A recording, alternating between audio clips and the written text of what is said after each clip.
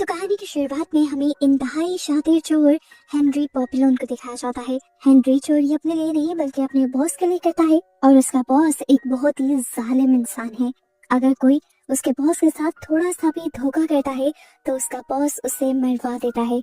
जिस तरह पॉपुलोन के एक साथी को अभी भी वो बुरी तरह से पिटवा रहा था, पॉपुलोन भी आज एक बहुत बड़ी पार्टी में से एक बहुत अमीर आदमी के घर से हीरे चुरा कर लाया था। पॉपुलोन का बॉस पॉपुलोन से कहता है, मुझे तुम पर यकीन है, तुम मुझे धोखा नहीं दोगे और अगर किसी दिन दिया तो तुम्हारा भी यही हाल करूंगा। पॉपुलोन दूसरे आदमी की तरफ देखता है जिस बेचारे की हालत अब मरने वाली हुई थी।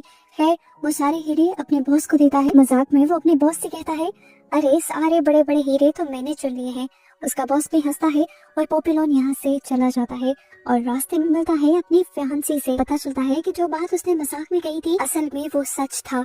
बड़े बड़े हीरे वो खुद चुरा लाया था जिसे वो अपनी फियांसी को दे भी देता है और बताता है कि ये हीरे इतनी कीमत के हैं जितने पैसे हमारे गांव वाले मिलकर पूरे साल में नहीं कमा पाते। ये लोग खुशी खुशी घर के लिए निकल जाते हैं और पीछे से हमें दिखाया जाता है कि इन पर कोई नजर रख रहा था। असल में ये बॉस का ही भेजा हुआ जासूस था जो ये देखना चाह रहा था कि क्या पॉपुलोन भी बॉस को धोखा तो नहीं दे रहा। इस बात से अनजान पॉपुलोन रात को चैन की नींद सोता है और सुबह उठकर वो अपनी जिंदगी के लिए अपनी फियांसी के साथ मिलकर प्लानिंग ही कर रहा होता है कि अचानक उनके घर पर कोई नॉक करता है। वहाँ पुलिस आई थी पॉपुलोन को एक मर्डर के इल्जाम में पकड़ने के लिए। पॉपुलोन को समझ नहीं आया कि क्या हुआ। अगले सीन में हमें पॉपुलोन को जेल में दिखाया गया और पता चला कि कोर्ट के सारे ट्रायल हो चुके थे और पॉपुलोन को उम्र कैद की सजा हुई थी। उसकी फियांसी जिससे बहुत प्यार करती थी वो उससे वादा करती है कि मैं बड़ी से बड़ा वकील करवाऊंगी और तुम्हें जेल से निकलवा दूंगी। लेकिन पॉपुलोन उससे कहता है, कोई फायदा नहीं, मैं जानता हूँ मुझे मेरे बॉस ने फंसवाया है मेरे ही साथी के मर्डर के इल्जाम में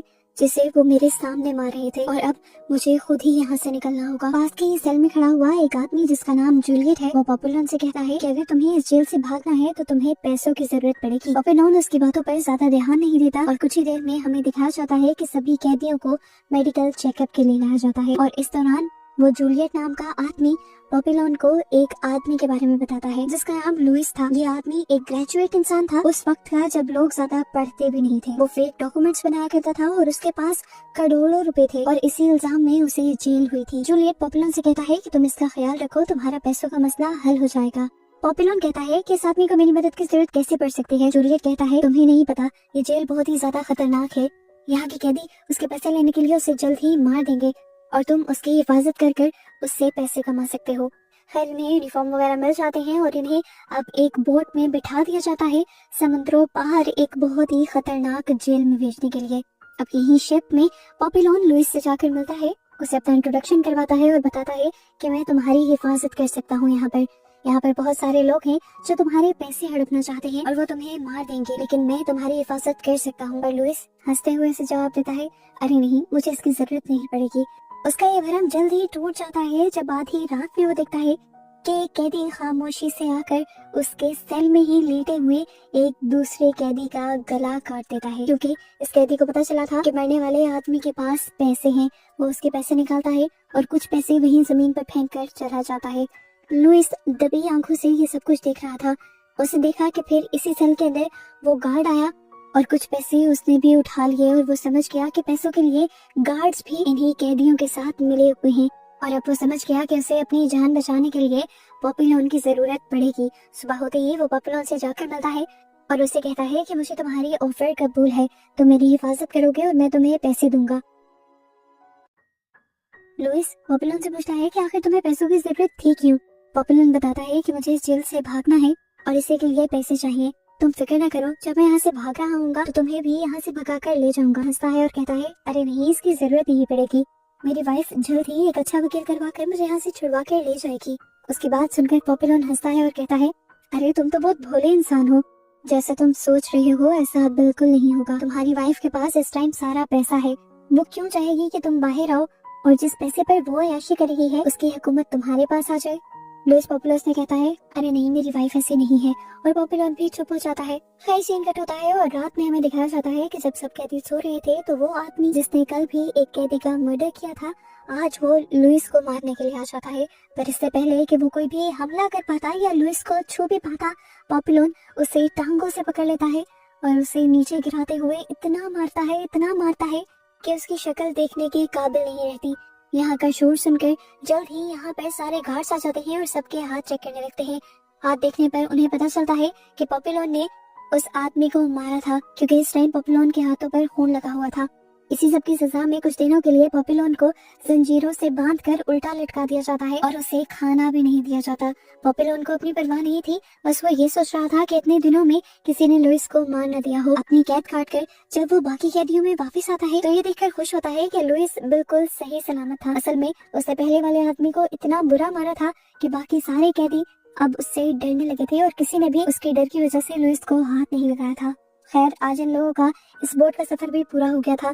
इन लोगों को एक खतरनाक जेल में लेकर जाया जाता है, जहाँ पर वार्डन इन सबको स्पीच देता है और इन सबको बताता है कि अगर किसी ने भी इस जेल से भागने की कोशिश की तो 2 साल तक उसे काल कोठरी में बंद कर दिया जाएगा, और अगर किसी ने जेल के गार्ड को मारने की कोशिश की तो उन्हें 5 साल तक काल कोठरी में रखा जाएगा। और इस जेल से भागने का तो सोचना भी मत। वैसे तो कोई भाग नहीं पाएगा, और अगर कोई भागने में कामयाब हो भी गया तो पहले इस जेल के आसपास का जंगल उन्हें आगे बढ़ने नहीं देगा, और अगर जंगल भी पार कर लिया तुम लोगों ने तो समुद्र की खूंखार शार्क्स तुम्हें मार डालेंगी। ये जेल पहले से ज्यादा खतरनाक थी। यहाँ के लोग बिल्कुल भी रहम नहीं करते थे, इसीलिए पॉपीलोन को लुइस का ख्याल रखने में ज्यादा मेहनत आ रही थी। जेल में इन लोगों से मजदूरियां करवाई जाती थी, और एक दिन इसी तरह लुइस के पैसे मजदूरी करते हुए गिर जाते हैं। वो ये बात पॉपीलोन को बताता है और पॉपीलोन बहुत ही मुश्किलों से उन पैसों को ढूंढ भी लेता है, क्योंकि उन्हीं पैसों के जरिए उसे इस जेल से भागना भी था। पैसे लेकर जब पॉपीलोन वापस आता है तो लुइस उसे कहता है, मुझे यकीन नहीं था कि तुम ये पैसे आकर मुझे वापस दे दोगे।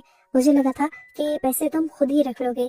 लुइस को पॉपीलोन की ईमानदारी पर और दोस्ती पर अब पहले से ज्यादा यकीन हो जाता है, और वो उसे अब अपने राज भी बताने लगता है। पॉपीलोन उसे बताता है कि उसकी वाइफ जल्द ही एक नया वकील करेगी और फिर वो उसे यहाँ से निकाल कर ले जाएगी। उसके पास करोड़ों रुपए हैं जिसकी मदद से वो दोनों अय्याशी करेंगे। पॉपीलोन अब भी उसे वही बात कहता है कि तुम्हारी वाइफ तुम्हें बचाने नहीं आएगी, बल्कि वो तो खुद तुम्हारे पैसों पर अय्याशी कर रही होगी। इसी सीन में हमें दिखाया जाता है कि ये लोग जब बाहर मजदूरी कर रहे थे तब बाहर किसी की गार्ड कीचड़ में फंस जाती है।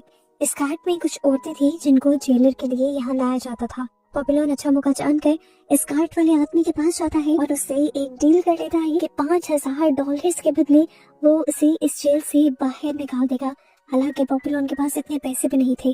पहले तो वो आदमी हिचकिचाया भी, लेकिन इतनी बड़ी अमाउंट का सुनकर वो मान भी गया और उसने कहा कि जेल में अगले 2 दिन तक मेरी गार्ड रहेगी। इस 2 दिन के दरमियान किसी भी वक्त मेरी गार्ड के अंदर आकर छुप जाना, मैं तुम्हें बाहर निकाल लूंगा। रात में ही जेल में अलार्म बजने लगते हैं और पता चलता है कि कोई कैदी भाग गया है, लेकिन ये पॉपीलोन नहीं था, कोई और था। इस कैदी के भागने से पॉपीलोन को हिम्मत मिल जाती है और वो सोचता है कि अगर ये कैदी भाग सकता है तो उसका भागना तो और भी ज्यादा आसान है। प्लानिंग करते करते वो सो जाता है। कुछ ही देर में उन्हें अलार्म बजाकर ग्राउंड में बुला लिया जाता है। सब लोग डर गए थे। पॉपीलोन को लगा कि अब उसे किए की सजा मिलने वाली है, पर यहाँ पता चला कि ये सजा पॉपीलोन की नहीं थी, बल्कि उस कैदी की थी जिसने भागने की कोशिश की थी और वो पकड़ा भी गया था। वार्डन सबके सामने उसका सर उसकी बॉडी से अलग करवा देते हैं और ये देखकर बेचारा पॉपीलोन खड़ा का खड़ा रह जाता है, क्योंकि ये आदमी कोई और नहीं बल्कि जूलियट था, जिसने उसे रास्ता दिखाया था कि तुम पैसे इकट्ठे करो तो फिर तुम यहाँ से भाग पाओगे। अब क्योंकि वो इतना हैरान होकर खड़ा हुआ था तो वार्डन उसे ही उसकी बॉडी उठाकर जंगल में फेंकने का काम दे देते हैं और अपने साथ एक आदमी को चुनने को भी कहते हैं। पॉपीलोन लुइस को चुनता है और लुइस जब काफी ज्यादा चल लेता है तो बेचारा थक जाता है और वहाँ पर बैठ जाता है।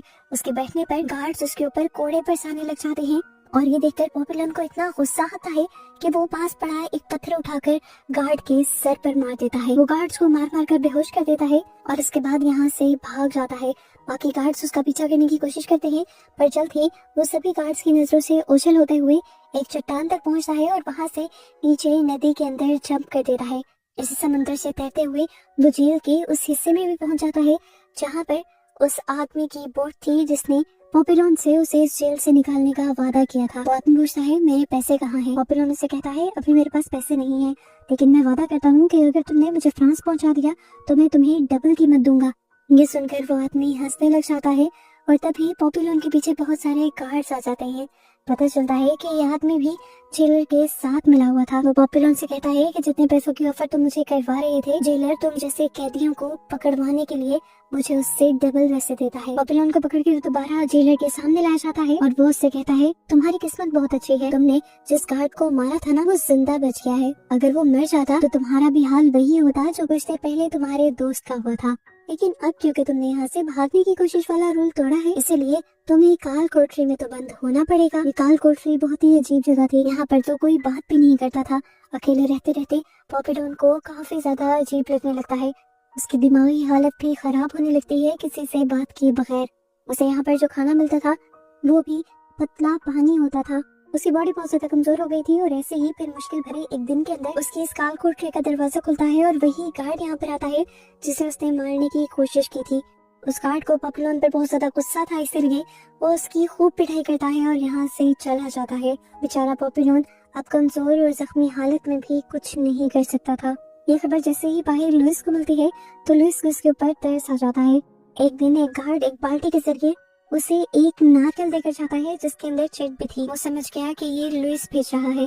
काफी अरसे बाद उसने पेट भर कर खाना खाया था, उसे बहुत अच्छा महसूस होने लगा था।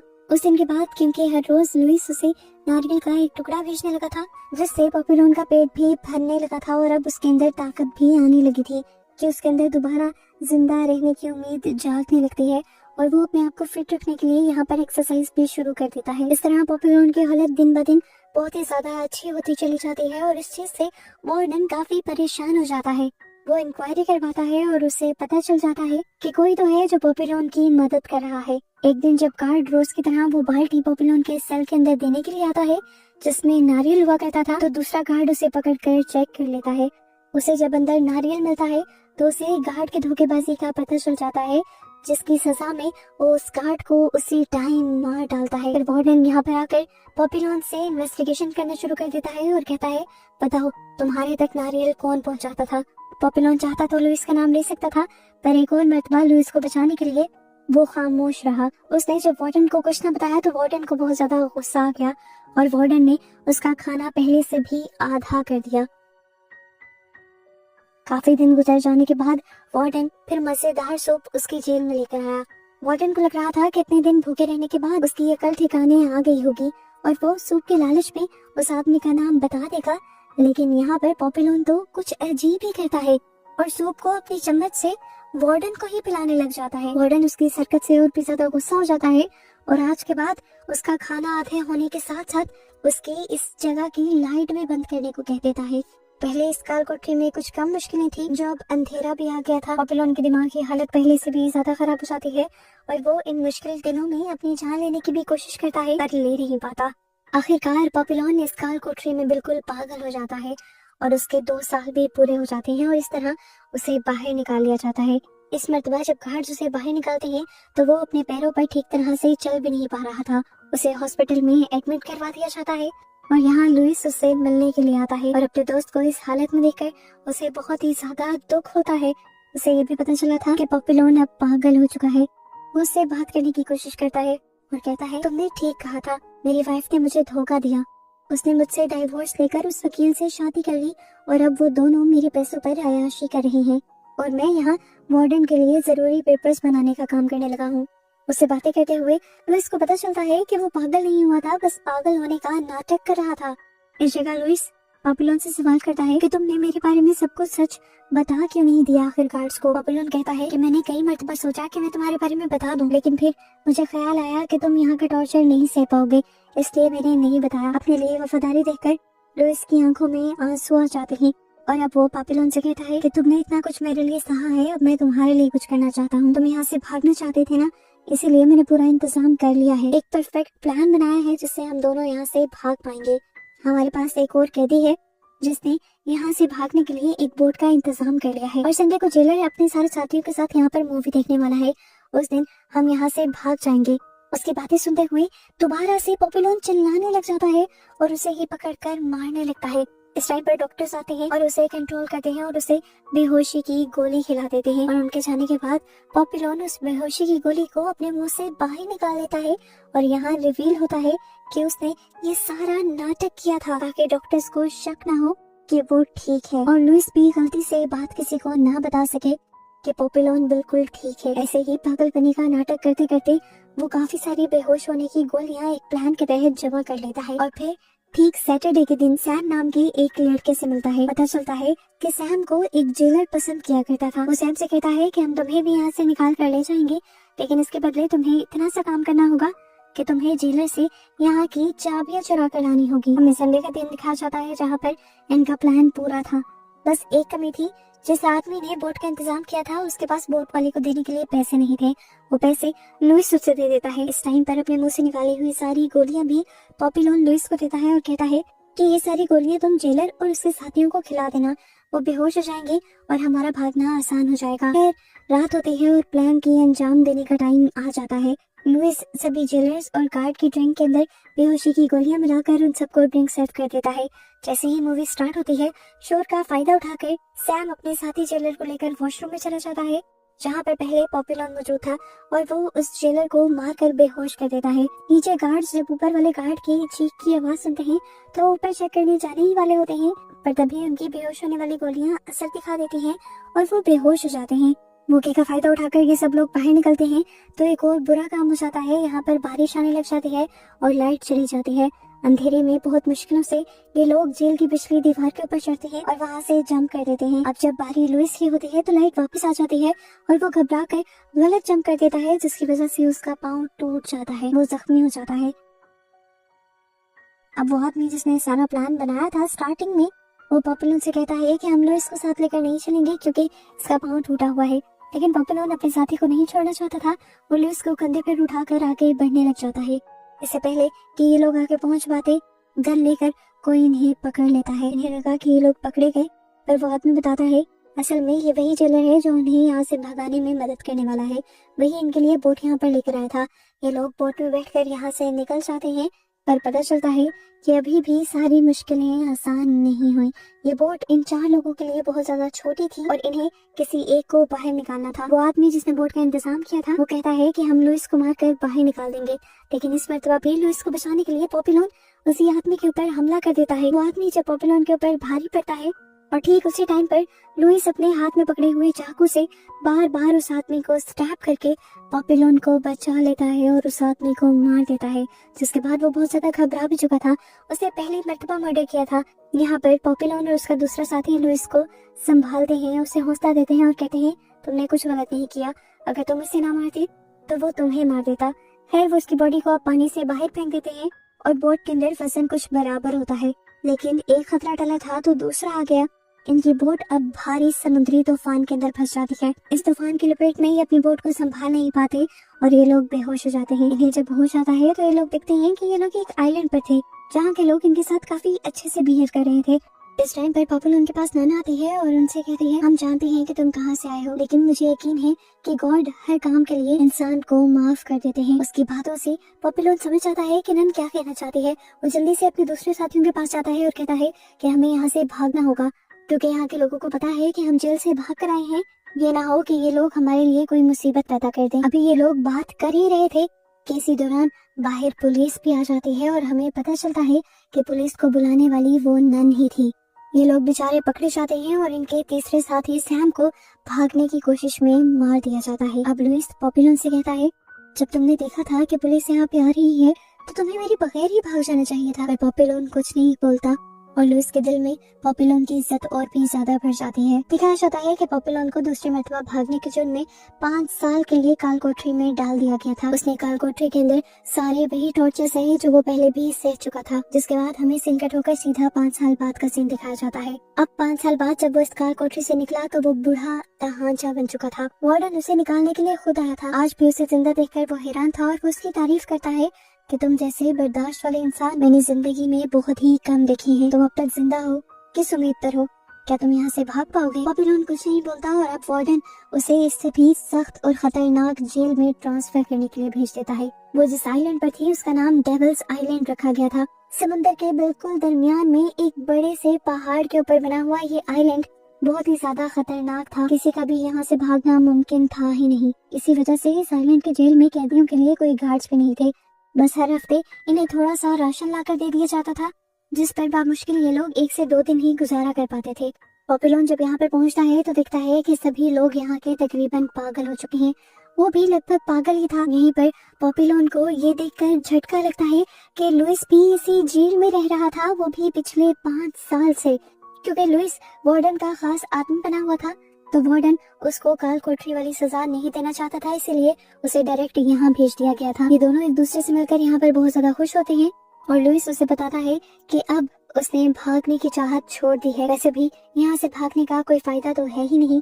कई दिन ऐसे ही गुजर जाते हैं और ये लोग आज जेल से बाहर सैर करने के लिए जाते हैं। पॉपुलॉन यहाँ पर एक नारियल उठाकर पानी के अंदर फेंक देता है और वो देखता है कि नारियल समुद्र के ऊपर तैरने लगा है। ये देखकर उसके जहन में एक और आइडिया आ जाता है और वो दोबारा यहाँ से भागने का प्लान बनाना शुरू कर देता है। अपने प्लान के मुताबिक वो इस आइलैंड पे मौजूद सभी नारियल्स को इकट्ठा कर 2 राफ्ट बना लेता है और फिर इसे फेंककर खुद भी इसके अंदर जंप करने का फैसला करता है। उसने लुइस को भी अपने साथ लेकर जाना था, पर लुइस इस मर्तबा उसके साथ जाने से इनकार कर देता है और कहता है कि जो लगन तुम्हारे अंदर यहाँ से भागने की है वो मेरे अंदर नहीं है।